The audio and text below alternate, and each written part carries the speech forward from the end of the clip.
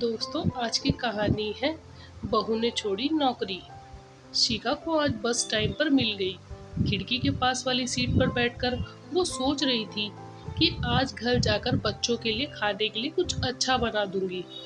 रोज office में देर हो जाती है और सुबह भी ऑफिस जाने की भागदौड़ में समय नहीं मिल पाता। गाड़ी पति रोहित ले जाते थे। शिखा तो घर गृहस्थी में ही मगन थी। 1 साल पहले उन्होंने नया घर लिया था। फिर तभी ही रोहित ने गाड़ी भी ले ली थी। किस्त चुकाने के लिए रोहित के कहने पर उसने नौकरी करनी शुरू कर दी। एमबीए की डिग्री होने के कारण उसे जल्द नौकरी भी मिल गई। शिखा घर पहुंची ही थी कि अंदर से हंसने की आवाजें आ रही थी। सासू माँ की आवाज में कड़वाहट थी। वह अपनी बहू की बुराई कर रही थी। बोली, घर पर रहती है तो इधर उधर ही करती रहती है और उसके काम कभी खत्म नहीं होते। ये उसके पति रोहित की आवाज थी। सच बुआ, आप आ जाती हो तो मज़ा आ जाता है। आप हमारे पसंद की चीज़ें बनाते हो। मम्मी को तो हमारे लिए समय ही नहीं मिलता। पिज़्ज़ा खाते हुए बेटी रीना बोली।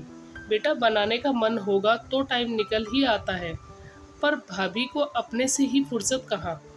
अच्छा, तो ये चौकड़ी मेरी बुराई करने के लिए बैठी है। शिखा का मन हुआ कि वो भी इन सबको बातें सुना दे, पर इसका फायदा क्या। हमेशा की तरह वे अपना गुस्सा निकालेगी। कुछ दिन सब चुप रहेंगे, फिर वही हाल। वो सीधा अपने कमरे में चली गई। उसका सिर दर्द हो रहा था। जिनकी खुशियों के लिए दिन भर मेहनत करती है, उन्हें ही उसकी परवाह नहीं थी। कभी किसी काम में मेरी मदद तो करते नहीं, उल्टा उसे ही कामचोर कह रहे हैं। मैं तो घर गृहस्थी में ही खुश थी। इनके कहने पर ही नौकरी करने के लिए तैयार हुई थी और अब मुझे ही सबके सामने बुरा बना रहे हैं। रात भर शिखा ठीक से सो नहीं पाई। उसने सोच लिया था कि या तो वो नौकरी छोड़ देगी या रोज रोज के तानों का हल निकालेगी। अगले दिन वो ऑफिस से जल्दी घर आ गई। सब घर पर ही थे। सास ताने कसते हुए बोली, बहू, आज जल्दी कैसे आ गई। मम्मी जी, मैंने नौकरी छोड़ दी, सामान्य होकर बोली। क्यों। रोहित, बच्चे एक साथ बोले। तुम सबको मुझसे शिकायत है ना कि मैं तुम्हारी इच्छाएं पूरी नहीं कर पाती, इसलिए ना चाहते हुए भी।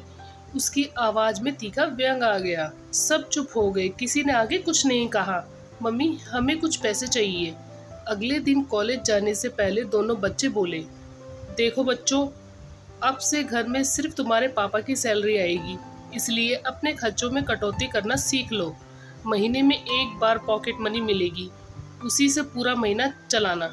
बच्चे चुपचाप कॉलेज चले गए। शाम को रोहित घर आया। शिखा, तुमने गाड़ी का लोन भर दिया। शिखा लगभग सारी तनख्वाह इन पर ही खर्च कर देती थी और उसकी तनख्वाह बैंक में जमा होती थी, जो बच्चों की पढ़ाई और जो घर के दूसरे खर्चे के लिए सुरक्षित रहती थी। रोहित गुस्से में शिखा के पास गया और बोला, शिखा, एक बार नौकरी छोड़ने से पहले मुझसे पूछ तो लेती। इसमें पूछने क्या था।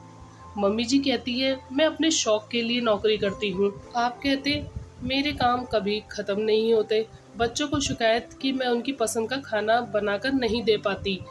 जब सबको मेरी नौकरी करने से शिकायत ही है, तो ऐसी नौकरी छोड़ने से पहले पूछने की क्या ज़रूरत। वैसे भी मैं नौकरी नहीं करना चाहती थी, लेकिन तुमने ही बोला। क्या मैंने क्या कहा था। घर गाड़ी एक के बाद एक लेने के लिए।